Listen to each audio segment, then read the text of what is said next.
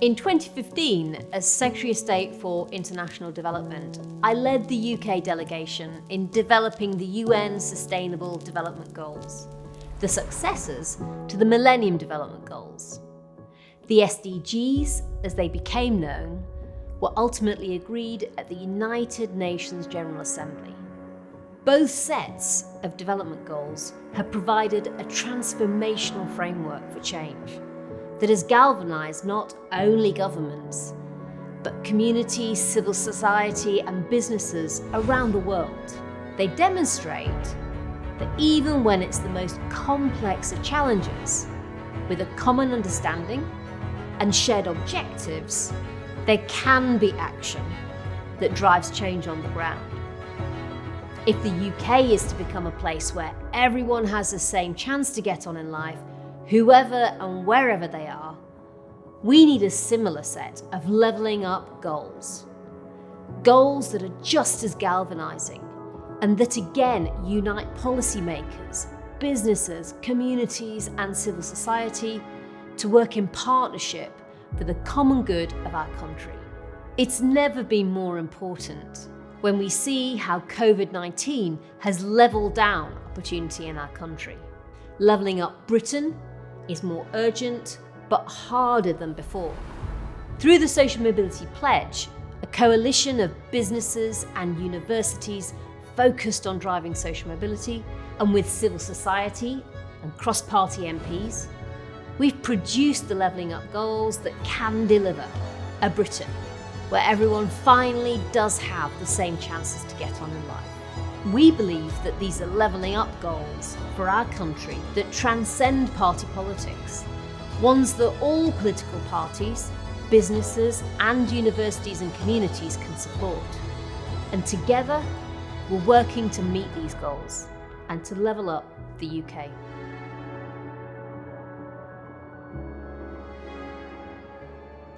The university is working alongside the Students' Union to provide a range of financial and other support to students in need. The university's efforts in this area tie in with our Opportunity Action Plan, which we launched shortly before Christmas in partnership with Justine Greening and the Social Mobility Pledge team. The plan sets out a series of ambitions that the university will work towards with the aim of ensuring that more people are able to access higher education and progress in careers unhindered by their background or lack of connections. With Stoke-on-Trent already identified as a social mobility cold spot, we have our work cut out for us. The data tells us that in areas where social mobility is low, it means those people born into deprivation are statistically likely to remain there.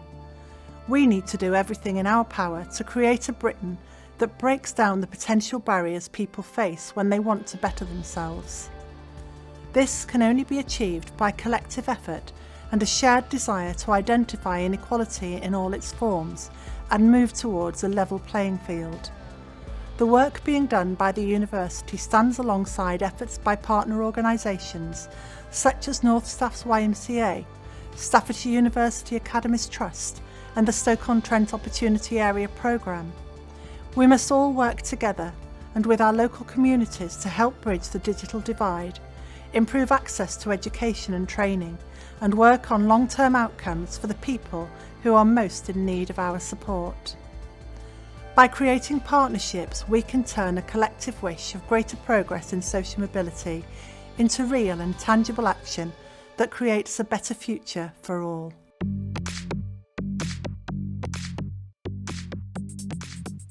Staffordshire University is striving to be the UK's foremost digital university. We work to equip our students with the skills and knowledge they need in an increasingly digital world. Our £1.3 million Smart Zone is designed to equip students to solve the problems of tomorrow. Students have free access to the tools and technologies necessary to undertake project work in areas including sustainable power, AI and robotics, games and visual effects, self-driving vehicle design and wearable technologies.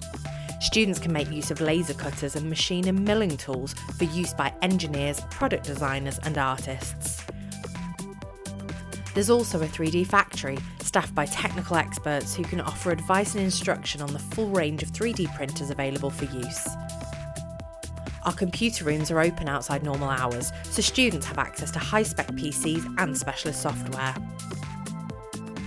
At Staffordshire University, we are committed to making our students ultra-employable in new and emerging industries. We are at the forefront of digital careers, offering innovative courses and degrees in areas such as esports and cybersecurity. We are the connected university, connected to the needs of students, academic partners, business and society. No one gets to choose their start in life, and we as a society have a choice to make. Do we allow talent to go to waste because of that? Or are we prepared to create a version of Britain that makes sure less privileged people can succeed every bit as much as those who have a more privileged start? I believe that the latter route is the only tenable one that we can take.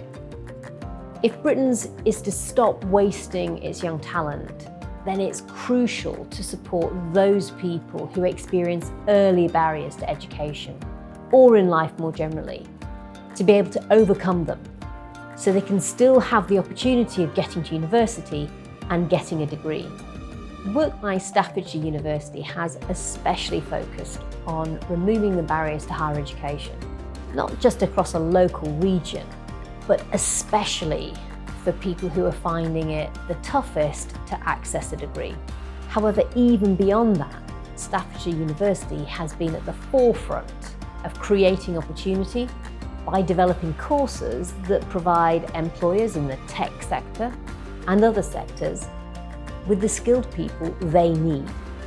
Its focus on cutting-edge, vocationally directed courses has seen it excel in the burgeoning computer and gaming sector. It's also connecting that talent to opportunities internationally. For example, providing a quarter of the workforce for Airbus in Germany. Levelling up means firstly developing talent wherever it is in our country and whatever barriers it faces. Secondly, levelling up means spreading opportunity so that talent can more easily connect up to those opportunities. And a Britain focused on levelling up must surely place the highest value on those higher education institutions like Staffordshire University that work the hardest and achieve the most. Having the right digital skills is a key requirement nowadays to getting on in life and making the most of your talents and abilities. And as Britain grows in the fourth industrial revolution, the demand for digital talents and skills is going to become ever more apparent. I'm the Chief Executive of a digital business, True Potential, which we founded in 2007 to provide financial services to millions of people across the UK. And when we set up the business, we took a digital-first approach. That meant instead of paper-based systems used by the rest of our industry, we give our clients the opportunity to manage their money using technology in the palm of their hands. But we could only do that because we had people with the right skills to help us develop, evolve and grow the business. And today at True Potential, we have 40 IT developers at our head office, designing and developing the next generation of our financial technology. But I'm aware as a businessman and also as a parent that there is a very real digital divide in our society. It's existed for many years, but COVID-19 and homeschooling has laid it bare for all of us to see. Whether it is children being able to learn adequately, or adults who cannot complete a day's work because of outdated technology and poor internet connectivity, the digital divide is more than just a phrase, it's actually holding our country back. At True Potential, we've tried to address this very early in lockdown. We've donated dozens of laptops to local schools across the North East to help young people continue their learning whilst they're out of the classroom. But getting that kit and technology in the hands of those young people is only really the start, because they need to be able to operate those systems with the capability and confidence to progress in education and then into jobs. And that's why I'm pleased that the digital divide features as one of the levelling up goals. I also think that businesses have a vital role and a lot to gain from investing in digital skills and closing the digital divide. I know firsthand, having recruited many of the graduates who work in our IT and development departments at True Potential, that at times it can be hard to get people with the up-to-date skills who understand the latest software and coding standards. I also know that many of them began their interest in IT and technology as a hobby. It was something that they fiddled about with in the weekends and on evenings. They became good at coding and developing apps, not because it was their course or job, but because it was their interest. They'd found a skill that they'd then been able to turn into a successful career. And that's another reason why I personally opened the True Potential Academy, where we offer IT development and digital careers to people who may have very little or no IT experience at all. We have many examples of people in our business who began working with us in other areas, such as reception or in administration. They wanted to turn their hand to digital technology and were excited about a career as a developer, but they didn't have the necessary skills or the ability to start. And in terms of starting, there's no better way to learn than by doing. We don't teach endless theory, we just pair up our recruits with our experts. We give them the technology and we then let their natural creativity and ability do the rest. Our academy means that they can learn and train on the job at True Potential, using the technology and increasing their skills to ultimately fast track them into a career in digital financial technology. And our business has benefited too. We have a team of developers who we've nurtured, taught to use the systems that our business is founded upon, and we are now reaping the rewards. So, closing the digital divide is a big win for business, for Britain, and for our young people. And that's why I fully support this being one of the levelling up goals.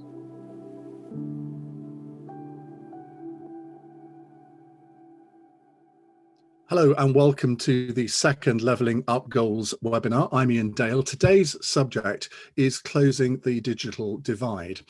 And that, I think, is one of the most important subjects that you can discuss when we're talking about levelling up, because if you haven't got access to digital information or you aren't able to fill in forms online or whatever, it's quite difficult to see how you can live your life to the same quality as everyone else. So that's going to be the theme of today's seminar. If you missed our first seminar, which is still available on the website, if you missed that, I'm just going to introduce Justine Greening, who chairs the whole initiative, and she'll just do a brief recap of what Levelling Up Goals is all about. Over to you, Justine.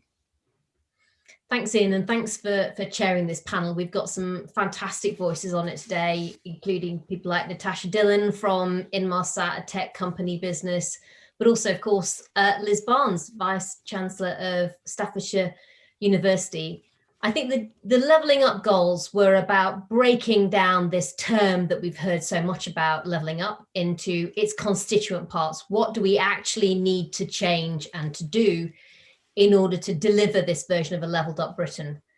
But the levelling up goal 10 within that is the digital divide. It sits alongside closing gaps in education and closing gaps on access to opportunity. But the digital divide is one of those barriers, and it represents the challenge, I think, that in a new economy world, either digital is going to be a way that we can make sure levelling up does happen through connecting up and giving more access, or if we miss this opportunity, it'll be one of the things that gets in our way.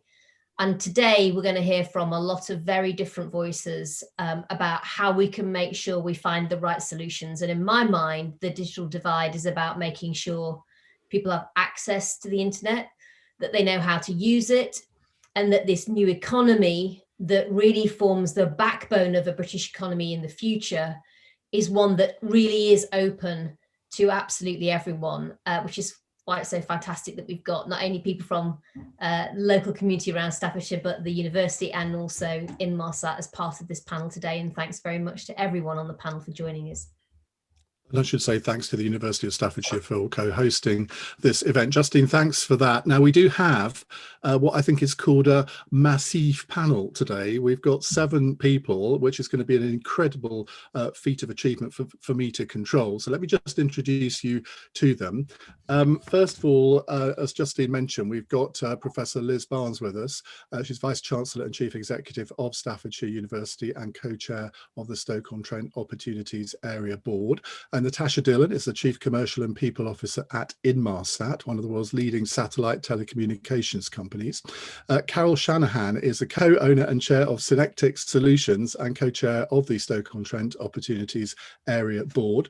Danny Flynn is Chief Executive of YMCA North Staffordshire, an honorary doctor of Staffordshire University and a community leader with more than 35 years experience in the charity sector.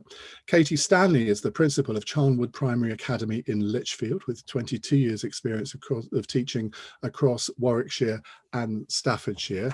And finally, Keith Hollins is the Chief Executive Officer of Staffordshire University Academies Trust, previously the head teacher of Westwood College. I'm going to come to each of you first, though I'm not going to come to each of you for every issue that we're going to discuss, because it would take too long. But I do want to know from each of you what the digital divide means to you, and maybe relate it to the job that you have, the area of interest that you have, and indeed your experience of your own local community. So Liz Barnes, if we can come to you first, what does the digital divide mean to you? Thank you. Let me start with access to the digital technologies. Obviously, anybody who's in education, whether it be students in university or children in school, in these current times have needed access to computers, but also they've needed access to Wi-Fi. And for our particular students, bearing in mind we've got over 4,000 computing students, they need access to high-powered machines and specialist software. And so the challenges are great. But I'll also add to that the capability. Now, I was fairly confident about the capability of staff and students, although we've had to up our game, but also thinking about the level of support that families need in providing homeschooling. And so capability is a massive challenge for all of us, even within the university with very specialist staff and students in some areas. We are still having to up our game, and we're offering specialist support and testing on an ongoing basis in the university. Natasha Dillon, you're with Inmarsat. What does the cultural divide mean to a company like Inmarsat? Thank you, Ian. It's a really good question. So for me, it comes down to echoing some of the things Liz was saying, actually. The first point is around about access. So for us, we're obviously a connectivity provider. So we specialise in satellite communications, and we do quite a lot of work to help provide connectivity in areas where it's not possible to get terrestrial connectivity. So the connectivity thing is really important. But I think also, for me, it's much broader than that. It's about digital inclusion. So connectivity is one thing. The second thing is making sure that people really do have access to devices, whatever that is, whether it's a laptop or a phone or whatever, as Liz said. But just those two things alone are not enough, because we need to make sure people have got the right support, the right access to applications and content as well. So we do a lot of work doing digital STEM with schools at the moment because of lockdown, because of coronavirus. It's taking content and making it really accessible, because I think just having the device and just having the connectivity without the training support and the right content is probably only going to get us halfway there. And Danny Flynn, what are the challenges for your organisation, and how do you see the digital divide? I think I'd answer it this way. When COVID happened, most of the stuff YMCA do is very relational. We're a community organisation, community meals, and we recognise the power of relationships. COVID comes along and we can't relate anymore. We can't connect anymore. We're thinking, oh my goodness. All the services went online, the youth services, family services, and we were very pleased, and we congratulated ourselves, weren't we clever? I think voluntary organisations are a bit behind the curve when it comes to technology. And then secondly, it started emerging that we put all our offers online, and our COVID offer, we delivered nearly 3,000 care packages to young families and kids. And then we started to realise, but what about the kids who couldn't connect with us? We knew that was a reality, but as the months went on, it became more and more obvious. And then we started thinking, no problem, we can get some dongles and we can get people connected. We were blessed with a big donation from a very kind philanthropist who was happy to begin to buy access for families that didn't have access. And then we all of a sudden realized that it just is very, very complicated. You know, oh, no problem, we can get people broadband. It took 3 months because of the delay to get broadband. So what we're finding is the digital divide or exclusion is a kind of mirror of the social divide in the country anyway, and particularly in Stoke-on-Trent. You know, and that kind of, we think, we call ourselves a life chances agency, and what we mean by that is, can we equalise life chances? And that's what we think levelling up is about. So I think that's the challenge. Can we get people equal chances to get access to this, in effect, new world and new way of doing things? And I guess part of the challenge, Danny, is identifying particularly the young people who have fallen through the net, so to speak, and how do you find out who they are if they don't volunteer themselves? I think the relational side, almost the old world, comes in to give us that answer through relationships, where we're just discussing with people. We started working with a project called the Nappy Project. Is another thing we did. Young mums who couldn't afford nappies were locked in COVID, and having those connections with community organisations, we began to identify very quickly who the people we could find who were kind of excluded and didn't have the kit. Yes, it's a very difficult job because it's almost like a Donald Rumsfeld. You don't know what you don't know, do you? But it's possible because there's lots of great community organisations in Stoke. Stoke's a very relational place, and it can be achieved, I think. Katie Stanley, you are principal of Charnwood Primary Academy. Has COVID bizarrely been a bit of a help in identifying who has fallen through the net? I think initially we found it quite difficult because parents would advise us that they were managing, they've got devices, and then it's taken us a while to dig deeper to those families. Actually, when they mean a device, they mean 4 children working off a mobile phone whilst their parent is working at the same time, and particularly imagining nursery children and reception who not used to an active curriculum, and we're trying to access them via technology with very short attention spans. So I think it's been a challenge to find those families and to break down through that pride that they've got of saying they're okay. And we're getting there with that. But now it's a case of how can we interact over quite a long period of time with very young children who don't actually want to spend that time on devices, or and it's just providing different opportunities for access with working parents and those who can't print anything, or those who haven't got time to give to younger children. So I think it's been a challenge, but it's also brought a lot of things to the forefront that we've been really lucky to able to support our community with. But if we'd used the phrase digital divide 18 months ago, is it something that you would have thought was as important as you probably do now? No, I think 18 months ago, we knew there was a divide, and we sort of knew which families we could support.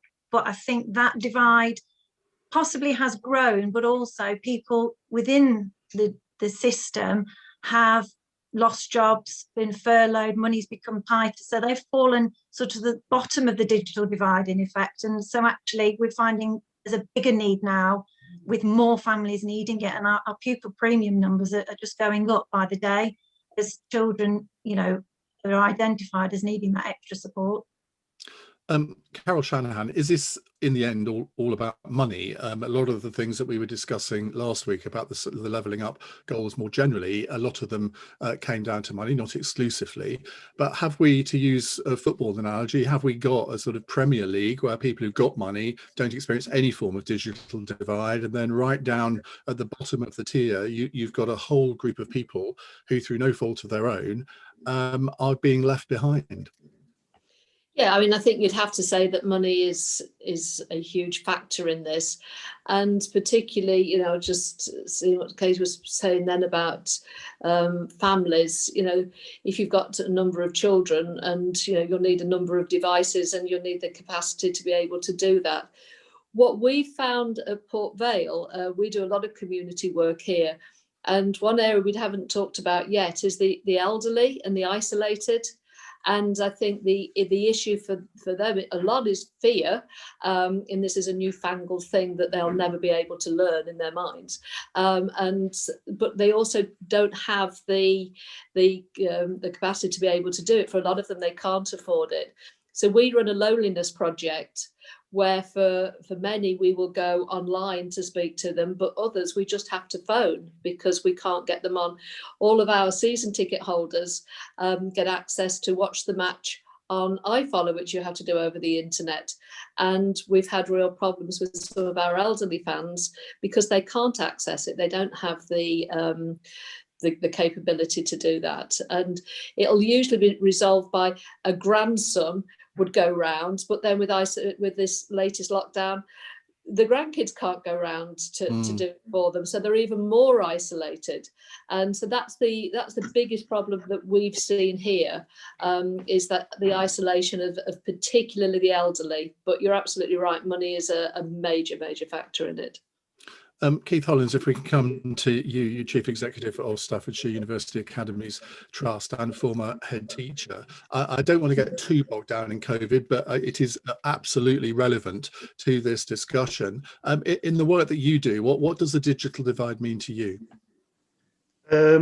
I think what it means to us is equality of opportunity, both in terms of your life chances and in terms of the school-age children access to the equipment. And actually, one thing we've noticed is that we're a trust that covers all of Staffordshire, and some of our schools are deeply rural, and it wouldn't, one or two of the villages, it wouldn't really matter how much money you've got, you actually can't get the proper signal. So digital divide, we have a knowledge economy, the direction of travel of learning is into the digital world, and it's about equality of opportunity. It won't level up if there isn't equality of opportunity. I think we would say that we have a social and a moral imperative within this, but also an economic imperative as a country. You know, this is the way the economy and learning is going, and some of our children can't access it. And that's an interesting phrase, because last week we talked about that word opportunity a lot. And in a sense, you can only have equality of opportunity if all of the different levels of government come together, NGOs, education establishments, etc., because some will have more locus on this than others. And yet there is a tendency, I think, to think that it's all got to be directed from the top, all directed from central government, whereas actually it is local initiatives that are probably just as important. Would you agree with that? Yes, I'm a big believer in bottom up, not top down. I think that the government can be the catalyst. I think that they can throw as much money as they want to at it, but if local communities don't grasp that opportunity, and some can't because they just don't have access to what a lot of us take for granted. But it won't work if it's just top down. Nothing does, in my view. Katie Stanley, from a primary point of view, where does the digital divide fit into the work that you do?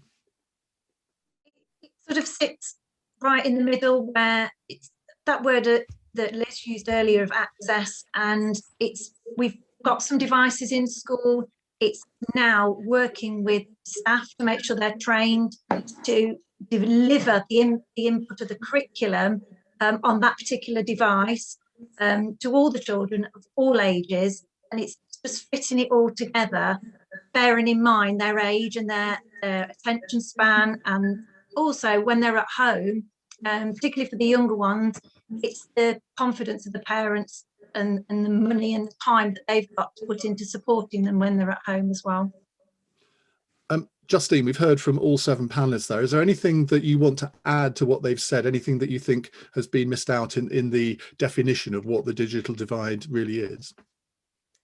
I think people are right. It's equality of opportunity. It's an enabler or it's a barrier. So you have to confront it. The other point I would add is upskilling.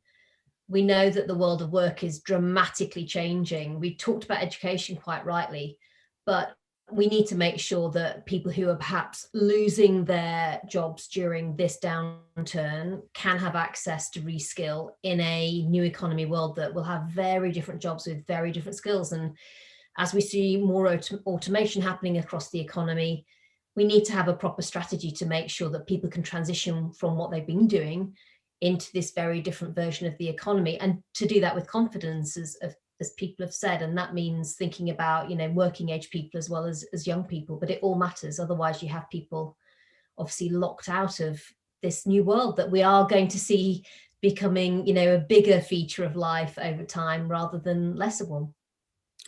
Do you feel, though, that in the UK now the digital divide is getting better, or because we have seen what's happened during COVID, particularly with regard to schools, that has highlighted, particularly with younger families, where the digital divide is possibly wider than we thought it was? Do you feel that we are levelling up, or is there a feeling that we're going backwards at the moment? I think it's become clearer how important the digital divide is and where it is. And I think that's helpful in being able to solve the problem.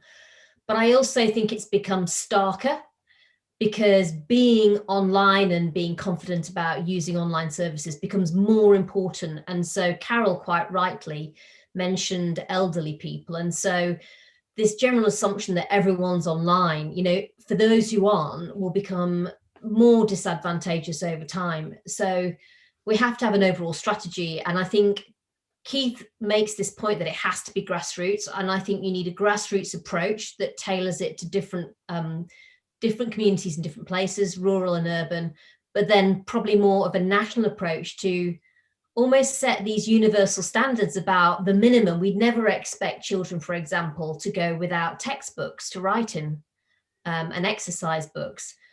We need to now ask us, we'd never have, we'd have huge rows whenever libraries shut down with these physical books in that are there for people with less access to books at home to be able to go and read. I think we need to bring some of those sorts of questions we've answered in the past in the old world, you know, in the context of a new technology world. And we need to be prepared to make sure people don't get locked out. Otherwise, we will not be able to deliver levelling up.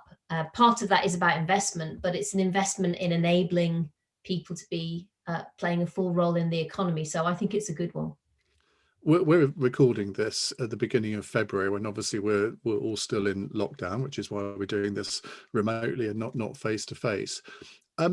If we do a follow-up to this, say in October, and the government has announced a recovery strategy for the whole economy, not just on this issue, what would you each think that needs to be a staple part of that, to maybe something that you wouldn't have necessarily thought of had COVID not happened? What would you like to see as, in order to rectify the digital divide, what would you like to see the government announce in the next few months? Let's start with Katie. I suppose it's providing that access for all children, and I'm thinking across, you know, the primary, secondary and into university sector, that they all have a device that they can use. You know, we've had some initial devices from the government which has been very supportive, but it's got a long way to go, I think, and we still have many children who can't access this online digital world that they're in. And eventually they're going to miss out on so many things, because that's where it's all happening, and we just can't get them onto it. We can't get them onto the devices. We can't get confidence in them and the families, because we can't be there. I mean, hopefully once we're out of lockdown and we can have these children back in the school, we can support them better, because we can use them then, use the devices and sort of upskill them in hopefully never having to go off into lockdown again, but picking up those skills along the way. One of you talked about the elderly and a sense of isolation. Was it Carol? I think it may have been you. What would you like to see the government do to address, maybe, because many of you have talked about school age, student age kids and young adults, but what about the elderly, who probably feel a much bigger degree of social isolation because of the digital divide? Yeah, I would like there to be some recognition that the elderly are becoming, you know, further and further removed from this, you know, the digital age, really, and that, this period of lockdown has brought isolation to those at a level which is really horrifying, because an awful lot of those will live up by themselves. And so I would like the government to maybe put allowances, financial allowances for the elderly to be able to access digital provision in some way, and maybe some help with broadband. And the people that I'm referring to don't really know what broadband is, let alone take it as a priority for needing it. So I think for some it's showing them that there is more that they could get if from it, from that social side, because I do wonder at the end of lockdown, with a lot of elderly people, whether they will have the confidence to go back out in the way that they did before. So I think getting the connectivity to them is going to become even more important.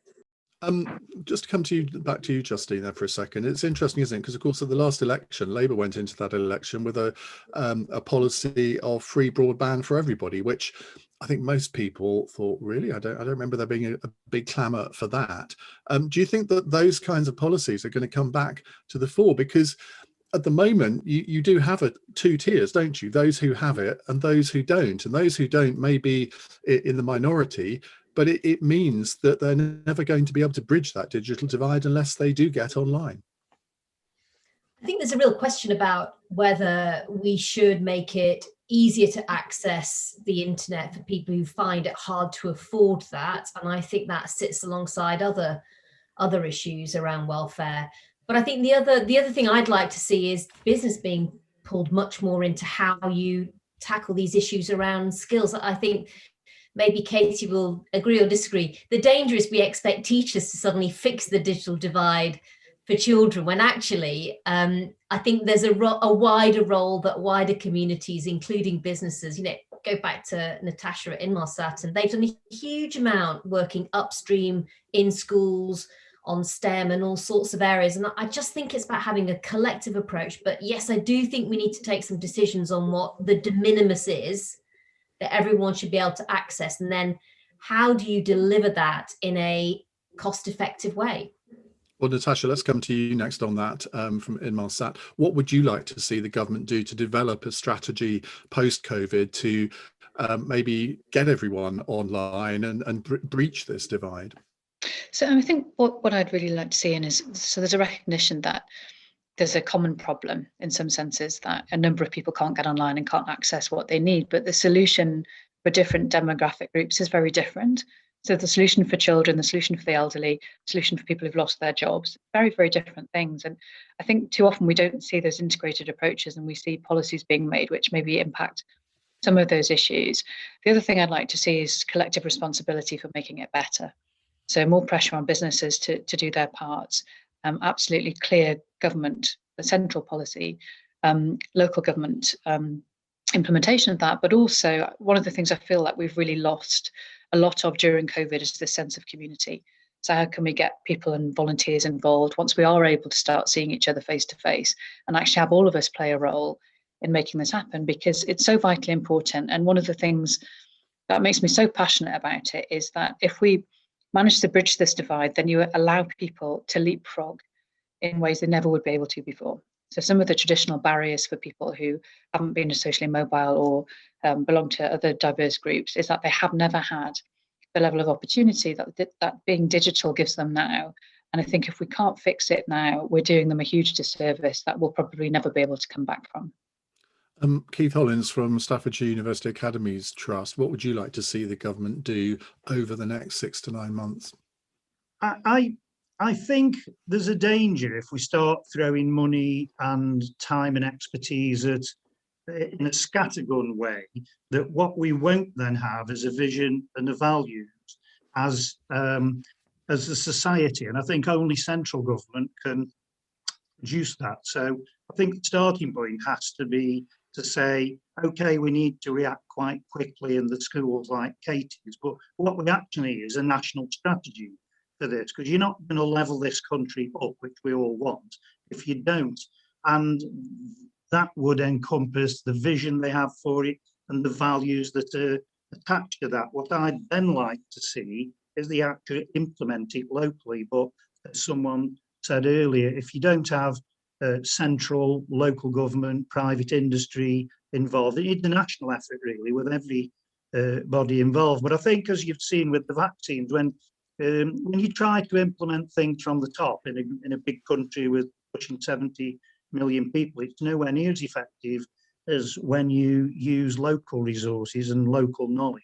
The solution you would need in a big metropolitan areas clearly got to be very different from somewhere up in the Peak District. So big national vision underpinned by some values, a national plan, but implemented locally. And Liz Barnes, let's come to you next. I'd love to hear what you think the government ought to do from the centre, but also let's introduce another aspect into this. Let's say that there isn't a national strategy, as Keith suggests there. How do you measure whether it's successful or how successful it's been, and how long do you give it to be successful? I mean, is it just statistics on broadband uptake, on the percentage of kids with a laptop at the age of 10 or whatever? I don't know. What do you think? Well, actually, the measure I think I would take is the measures we look at in terms of success in life. And so you would start with the children's success progressing from one school to the next in terms of their GCSE success, their A-level success, increasing the number of young people that go to university, increasing the number of people in work. It's those measures of success in life, actually, rather than the number of people with devices. And if we think about, picking up Keith's point, my response was going to be actually what's come out through this period is that you absolutely need local solutions. And therefore, if you have a national strategy, you need to look at what you need to do locally to roll that out and work as a community. One of the things we found in the opportunity area is there is no point as just talking to schools and looking at the children and what's happening with them in school. We have to start with the families, and it starts before they even get to school. If we give children in primary schools and nurseries access to a laptop, but their parents don't know how to use one, then we're not going to get the success we need. And actually, I'll go further. We've got to deal with some of the deprivation. So Keith will know, and we've seen this in the university, some of what we've spent our money on to support the digital initiatives are chairs and desks, because actually there are no study spaces back in properties. And if you look at broadband for all, unless you look at local planning and the construction industry and how you make sure every house can have access, that's not going to work either. And so it has to be a much more joined up approach. And the measures will be about right across the country, everybody having the same access to good schooling and then being able to go into the jobs that they want to do and achieving their potential. Daniel Flynn from the YMCA. One of the things which I think is emerging from this conversation is that there is a role for central government to set a wider context, set some goals maybe, but in the end, a lot of the implementation has got to be done at local level. Who is the best coordinator of that, or which branch of government? Is it local authorities that need to have a role here, but then they will say that they're squeezed of cash and that they haven't got the money to do this? But if it isn't them, who is it? I think at best what we've learned through the COVID experience is coming together collectively. What bit can I do in the YMCA, my locality? What bit can Liz do in her locality? What bit can Carol do? And I think coming together, we have things in our hands that we can offer. And I would use the same metaphor for government and for local government. I think we've got to come together collectively and take responsibility for the bit that we can do, the bit that we can affect. I think the top-down stuff, I agree with Keith, doesn't particularly work, but the bottom-up stuff doesn't work without the investment coming from somewhere, probably top-down. So I think everybody's got a role to play. I think the thing that's I'm thinking about in the conversation is lots of, it's okay to get the kit, we could get people broadbanded, we could, I think in America, you can see corporate social responsibility with companies offering hotspot zones for their communities. So you don't have to broadband everybody up. And that seems to be a good way forward. I think the thing that I would suggest as well we need is a big training program, because it's been quite fun teaching my now 82-year-old mother to get online. To Zoom drives me absolutely crackers every day with my mum. But that kind of, we all make mistakes and we all need training, or else it becomes very hard, particularly for people who haven't got the experience or are scared of getting involved in broadband, particularly older people. I live with, my wife's got MS, and it's such a godsend, broadband, and, it's the quality of life. But then she's of an age where she's got skill, a person who's a different person. So a big skills program as well, because I don't know about you, I always trip up over the software and press the wrong button. And on mute has been said more times in lockdown than lockdown. In terms of the role of business and enterprise in this, and universities, because I think the two are innately linked here.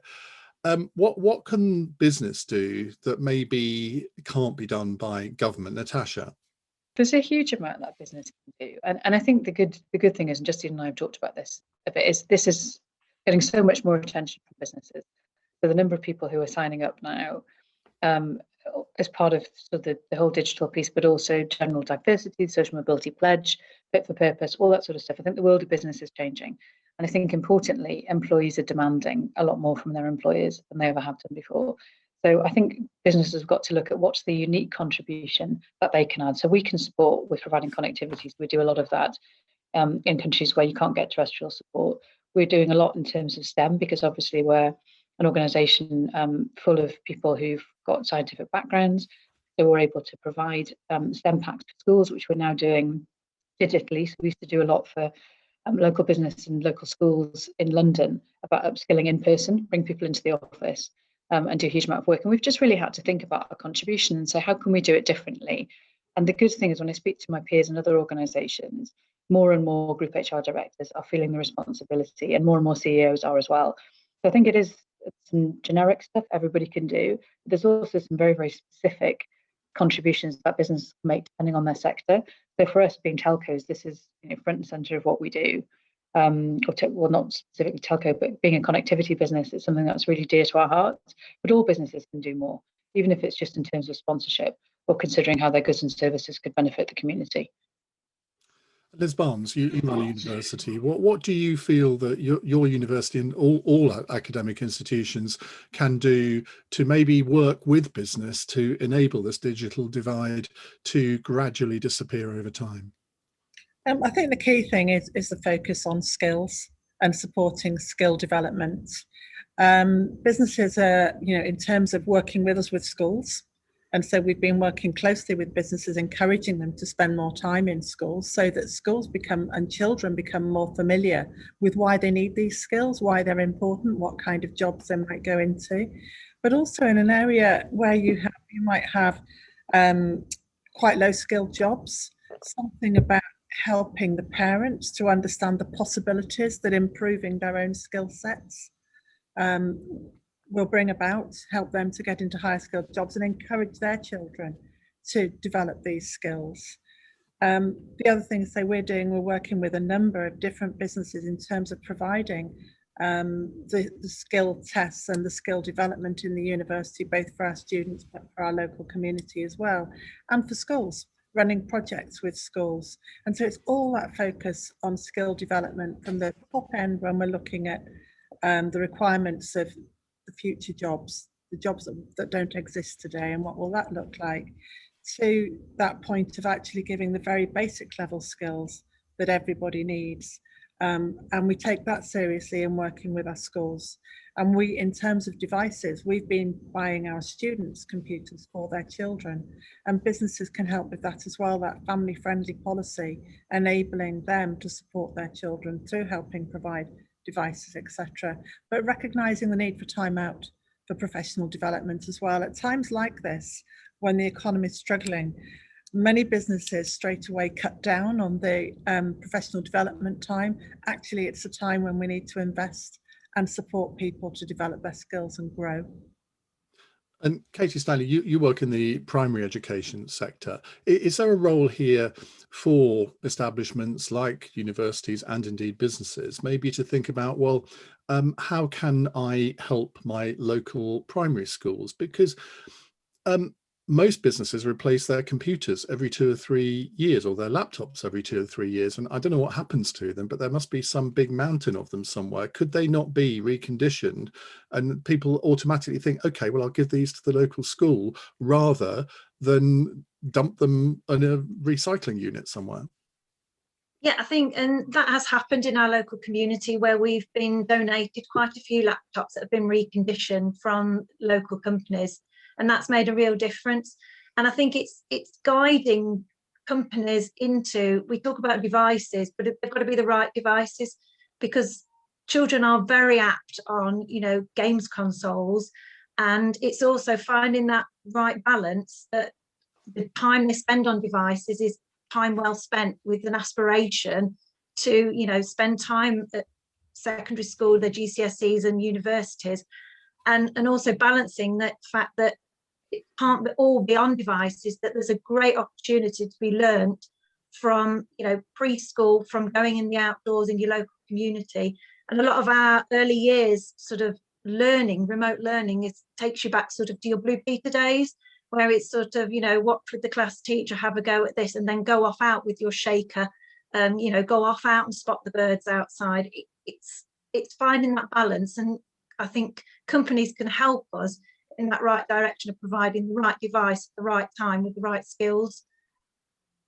And Carol, do you think that there's also a case for this agenda, this whole levelling up agenda, whether it's about the digital divide or anything else, that it ought to become almost second nature for company executives, maybe particularly for bigger companies, to think, well, how can we advance this agenda? Everyone's obsessed by, well, how many women have we got working, quite rightly, how many women have we got working in our company, how many ethnic minorities, etc., etc. But does this subject need to be elevated to that level of importance, do you think? Yes, I do. And two thoughts that have really come together is, Justine was speaking earlier about libraries and how there's an outcry if you're closing libraries. And in our area at the north of Stoke-on-Trent in Burslem, our library was closed, and it was going to be greatly missed. And so we as a company paid the local church to convert a caretaker's house there, which was now empty, into a community library. Now, downstairs, it's the physical books, but upstairs it was for IT, because accessibility to IT doesn't necessarily mean you have to own the device or you have to have the broadband come into your home. I think the fact that you can go to a local place where you can access IT, for some people, will be enough. And I mean, certainly if you're claiming benefits, you need to do that online, and that was the major reason that we put it there. So I think that is really important. And given my age, I've now forgotten the second point, which will come back to me. Oh, I know what it was. I know from running an IT company where we've always worked in-house, but we've always had to have a fallback plan for if there was to be a disaster and suddenly we couldn't use our office. Could we very quickly get everybody working from home? And we initiated that at the beginning of lockdown and got everybody working from home within days. And it's now changed our way of thinking a year later, in that where we'd been reticent to let people work from home all the time because we thought it might negatively affect productivity, we've actually found the reverse, and that we're having to monitor staff because they're working too much. They're working through lunch breaks, they're working in the evenings, and so we're having to sort of tell them to stop because they've done too much. I think that trend will carry on as the future unfolds, and that more and more people won't want to commute for so long into the distances to offices, and will want to work at home. But then that can create an isolation that so you miss working alongside other people. I went into my office this morning and there was 4 of us in an office for 360, and we thought it was great because suddenly we were talking to people. So I think that local places, and I know we're looking to do this at Port Vale, will offer the facilities for you to work from home locally in a community environment. And so that, again, if somebody wanted to work from home but didn't have all the facilities themselves, they would be able to come and work alongside other people doing the same. And so I think that that's another way that we can get access to IT for people that haven't got it already. But I do think that that's a trend that we'll see more. I think a lot of people won't be commuting the distances and the times that they've done in the past. I think that's absolutely right. You mentioned the word isolation there a few times, which we talked about last week, particularly in relation to rural communities and coastal communities, which I think tend to be some of the more isolated in the country. Daniel, let's come to you on this. This sense of isolation that people feel. We are all social animals, but in a sense, sometimes technology means that we become less of a social animal. Is that a problem? And that any strategy that anybody's implementing, whether it's government, local authorities, universities, business, has to bear in mind that breaching this digital divide ought to lead us to all becoming much more interactive with each other, not just over the internet. Definitely. And I'll take Carol's point. I think work space and work practice is going to fundamentally change. There's no point in our work sometimes in London and stuff with YMCA national and international. The Zoom stuff connects people much better. It's much more action if you've got the structure around you. So I think there are opportunities, but I think we have to, this is where strategy really is important, and the kind of tactics around that we've been talking as a team, we need to put more effort into physically relating to each other in the future. Please God, we get out of this lockdown and this COVID stuff, but spend time intentionally relating to each other. So we do community meals, for instance. Carol does an amazing stuff up at Port Vale and with the trust that she runs up there, the Hub Foundation. And I think it's intentionally being relational, building community together, making effort to be together. I was talking to people and just say, we just need to, if we're going to do, never mind all these clever business meetings, they might stay on Zoom. But when we want to be relational, let's go for eating together, being together, relating together, what builds social capital, and spend lots of time ensuring that we re-strengthen society with that sinew of relationship. Keith, this word community is used an awful lot. How can improving the digital divide, enabling people to use technology in a better way, how can that be used to create a better sense of community? Because all the schools in your academy trust, they will be integral parts of the community. Some do it better than others, probably. But how can technology be deployed to enable this sense of community to be enhanced?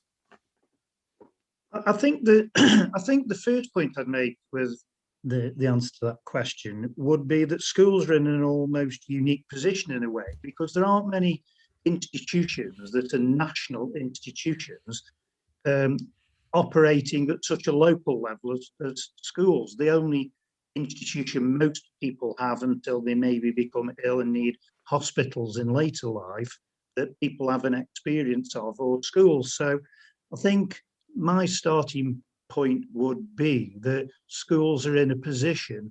Well, one thing we haven't touched on is that we need to level up in some ways our society's understanding of why the digital divide is important. There are plenty of people who probably don't think it is.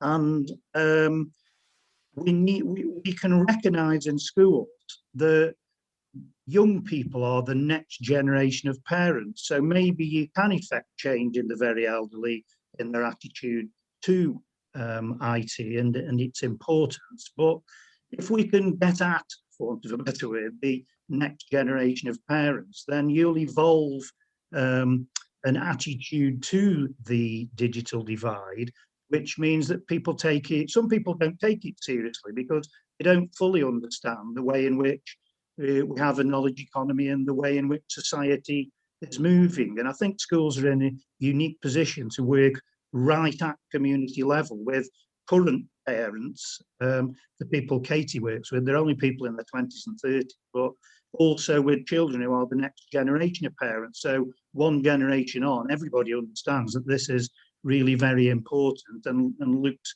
to influence government at both national, regional and local level. I think you make an incredibly important point there about the need to explain why the levelling up agenda is absolutely necessary. And the problem is, Natasha, isn't it? Levelling up in itself is a phrase, and we talked last week about what it actually means, but it's not one of those phrases that really appeals to people's hearts and minds, is it? There is a sort of cold logic about it. Everyone accepts, well, it's a good idea if we do sort of heal this digital divide. But if you have a politician going on a platform to talk about it, it's quite difficult to use soaring rhetoric about it. Or is that the sort of thing that you think has got to happen? I'll come to you, Justine, in a minute on this. Yeah, I think some of our terminology has to change for sure. You know, I don't think people necessarily understand what it means, or particularly for businesses, how to make that relevant. So one of the things that I think we need to do more of is piggybacking on top of what businesses are thinking about already. So most businesses are thinking about automation and AI and all those sorts of things to become more digital as an organization. And I think it's incumbent upon all of us to help business look at levelling up and the digital divide as part of that process. And there are some very simple things that can be done. So one of the things we're looking at is, alongside all jobs that could be automated within our organization, what are those really discrete transferable skills so that we can retrain and reskill people really quickly without having to make people redundant, without the hiring costs, without having to bring people in and have them know our organisation, and look across at what are some of the jobs that we think we're going to need in the next 3 to 5 years, for example. So that's just good business, and I think appealing to people's hearts, but also, their minds as well, and perhaps getting some of the terminology right in a way that people understand it, I think will make a big difference. And Justine, it's got to be an optimistic message, hasn't it? Because we all know that political parties and political leaders who project a sense of optimism tend to be the ones that successfully win elections in the end, and it's the gloom and doom ones who often don't. How can this agenda be translated into an exciting political message?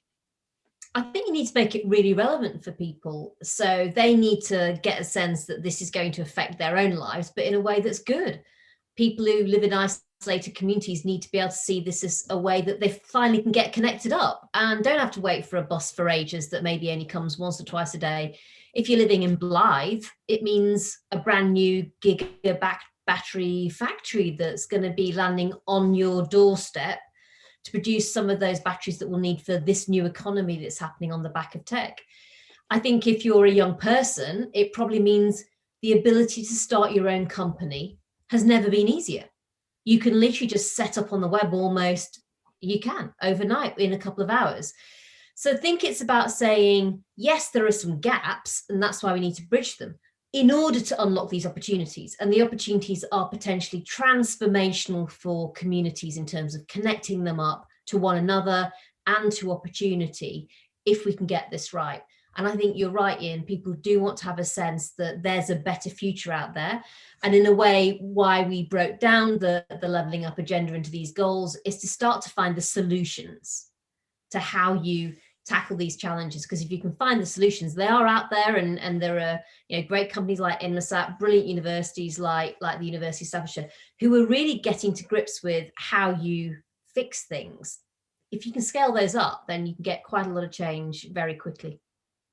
Let's just finish off by asking you each, are you optimistic about our ability to bridge this digital divide and the levelling up goals agenda in particular? And I hope none of you can say you're not optimistic, but just in 45 seconds or to a minute each, are you optimistic, and what's the one thing that you would like to see done over the next 6 months to basically help this agenda? Let's go to Keith first. I can think of something clever on the end of all the others. I am optimistic. I think that in the context of our industry, we've moved forward 20 years in the space of less than 12 months. I think that our industry, as we said, works with young people and in communities directly, now understands the importance of this. So yes, I am optimistic. think there's been a complete change of mindset in our own industry. Katie Stanley. Yeah, I'm also feeling really optimistic, and I think it's partly because of not just the digital divide, but the whole levelling up agenda. You know, if we can tap into that community and get that aspiration and make these children, and as Keith said, these children and who are going to be parents, understand why we want to increase devices and their knowledge, and set that aspiration to university and, you know, to their careers. And hopefully, you know, we can close that divide and have a much brighter future for all. Liz Barnes.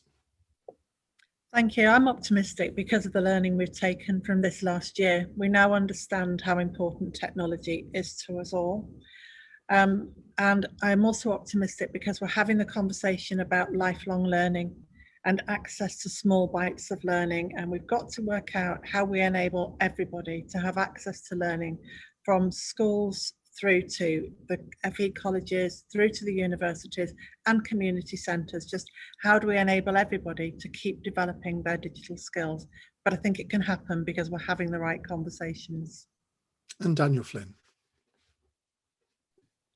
I'm very optimistic. I'm always optimistic, mate. Yeah, I think the new generation's coming, so the kind of skills gap's going to be naturally filled because, you know, anybody born after the internet was normalised, they don't see it as a problem. They've got the skills. Very optimistic about that. I'm also very optimistic. We've talked about community a lot. We've talked about groups of people coming together. It's not just the government's problem. It's all of our kind of get our shoulders behind levelling up. I think in Stoke-on-Trent, you could say perhaps was levelled down over the past 30, 40 odd years. People know what levelling up will look like. It's looking out and thinking, yeah, I want some of that. I think it can be measured by life chances. And I'm incredibly optimistic that we all want to see this happen. I'm very, very pleased that we're having this discussion to put some bones on it. Carol Shanahan, are you as optimistic as everyone else? I am. I'm extremely optimistic because, as everybody else has said, I think COVID has taught us a lot. It's taught us the value of the digital age. So it's moved from being a threat to a lot of people to a benefit. And I think it's also shown government where their role is in enabling this to roll out to more people to help us to level up. So, yeah, I'm extremely optimistic. Natasha Dillon, I wanted to finish with you because I think that the role of businesses like yours are going to be absolutely integral. It's great to hear everyone else being so optimistic about the future of this subject, and they think this digital divide can be bridged. Are you as optimistic as the rest of our panel? I am. I'm hugely optimistic, actually. I mean, I kind of am by nature, but I am particularly about this because I think it is so important, and it's great to see so many more businesses paying attention to it. I think what we're missing are ways and platforms to share with other businesses and share with each other some of the real concrete actions that we're taking to make it really relevant. Because at the moment, I think it feels like a concept people want to buy into, but people aren't perhaps doing the kind of practical thinking and having those examples about how it can really work in practice. And I think if we do that and show people it's actually quite easy to make progress at a general level, but also in their specific sectors, I think that will be really important to us over the next 6 months. Thank you very much indeed. Justine, quick final word from you. That comment from Natasha there about effectively sharing best practice, that is really important, isn't it? Because particularly, I mean, look, all companies compete with each other, but if they see their competitors doing something that they're not doing in this field, it could actually encourage businesses all over the country to up their game. Absolutely, and it's part of what we hope the levelling up goals can achieve. You know, if you've got, say, a tech company like Inmarsat, another one that we work with called True Potential, doing great stuff on closing the digital divide, I do think you'll see other businesses saying, well, people are going to wonder why we're not doing more on that. Maybe we should. And I think it creates this really positive race to the top. And I'm optimistic because I think there's been huge innovation over the last 12 months online. And we'll still have that when we get back to something that's a bit more of a normal life in terms of being out and about again. So all of that stays, and it's stuff that we can build on and learn from for the future. Well, thanks to all of you for taking part in this webinar for Levelling Up Goals. Thank you to Carol Shanahan, Keith Hollins, Katie Stanley, Natasha Dillon, Daniel Flynn, Justine Greening and Liz Barnes. All of the videos from this series are available on the Levelling Up Goals website and on YouTube. And join us again next time. Thank you very much for watching.